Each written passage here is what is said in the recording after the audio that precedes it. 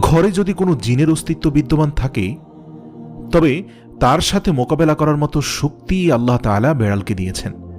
বেড়ালটি জিনের সাথে থাকা নেগেটিভ এনার্জিগুলোকেও শোষণ করে ফেলতে পারে।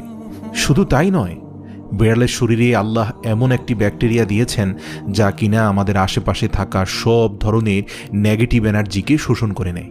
এছাড়াও বিজ্ঞানীরা বলছেন, আমরা যখন রাতে ঘুমাতে যাই তখন ঘরে পুষে রাখা বেড়াল সারা রাত ধরে আমাদের শরীর থেকে নেগেটিভ এনার্জি শোষণ করতে থাকে। আল্লাহ রাব্বুল আলামিন বেড়ালের মাঝে কিছু বৈশিষ্ট্য দিয়েছেন যার কারণে এমন সুন্দর একটি মাখলুক আমাদের রোজকার জীবনের অংশ হয়ে উঠেছে। রাসূল সাল্লাল্লাহু আলাইহি সাল্লাম বেড়াল পছন্দ করতেন এবং বেড়াল পালন করার কারণে তিনি তার এক প্রিয় সাহাবীর ছদ্মনাম দিয়েছেন আবু হুরায়রা, যার শাব্দিক অর্থ দাঁড়ায় বেড়ালের পিতা। কেন একজন মুসলিমের বেড়াল পালন করা উচিত? গবেষণা করে জানতে পারা যায়, আজ থেকে ৮,০০০ বছর পূর্বে জঙ্গলের বেড়ালরা খাবারের খোঁজে